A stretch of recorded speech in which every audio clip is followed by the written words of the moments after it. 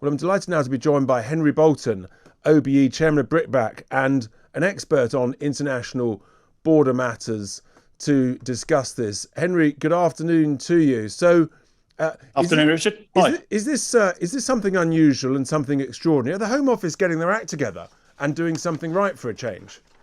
Very, very slowly, Richard. In mainland Europe, the authorities there have been implementing various scientific methods to assess somebody's age if there's any doubt about it, if they're claiming to be children and they don't appear to be. And they've been doing that for years. The Home Office is way, way behind the loop. And there are very well proven scientific methods for doing this. They're fairly straightforward.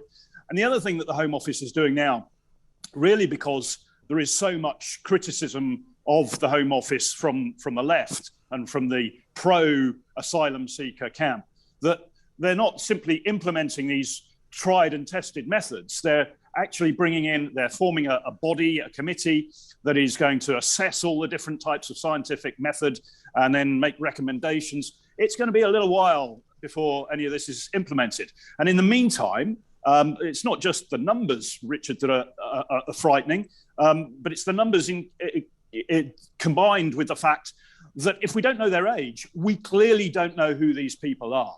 They're going into schools where we've got children. They're adults, adult males, going in and sitting in classrooms with children in the UK. That's obviously a concern in itself, but it's indicative of the fact that we've got no idea what the identity of these people is. And if they're lying about their age, what else are they lying about in terms of their origin, their affiliations, their motives for coming here, and so on? It's, the Home Office is way behind the loop. Essentially, they're told to lie about their age by the vile people smugglers, aren't they?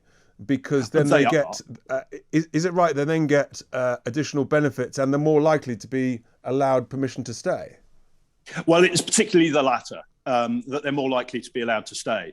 And also, it's an opportunity for them to interact with the community, worryingly children, in a way that they then can potentially later claim helps them to sort of settle in the UK in terms of appeals and so on. Now, I mean, if somebody's lying about their age to gain some sort of additional advantage, then for me, that's grounds to really reject their asylum claim.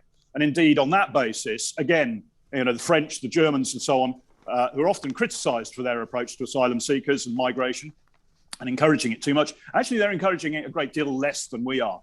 They will turn these asylum claims down in many cases simply because, rather like Djokovic and tennis, false claims on or false statements on your application. Well, there should be the same penalty for asylum seekers here in the UK. If you're telling a lie in order to come into this country and gain advantage here, you should be out on your ear. Absolutely. I mean, that should be, in a sense, rule number one. And you're saying that we're not using technology that other countries are using in order to help clarify someone's age? Correct. I mean, so for example, you can gauge somebody's age, I think most people know this pretty much, through x-rays of the teeth. You can sort of see how the teeth have evolved. There's similar techniques with doing x-rays of the collarbone and the development and fusion of bones in the wrist. It's a simple x-ray process. Two experts have a look at it, and medical experts, and they can make a very accurate assessment as to somebody's age. We're not doing it. Well, we haven't been doing it. They do it elsewhere. Is there any sign that we might start to be doing it? I think there's no question, Richard. I mean, are the Home Office doing the right thing? They are doing the right thing, absolutely, by bringing this in. But it's too slow. These people are going to be coming over again in large numbers in the spring. There is no doubt about that in my mind. At least as large numbers as last year. We're going to have the same problem.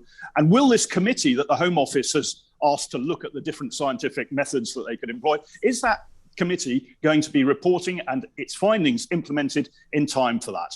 In the meantime, why is it that Priti Patel doesn't simply take what, for example, the French or the Germans or the Norwegians or the Danes are doing and just implement it as an interim measure until the committee has ruled on or recommended any change to that?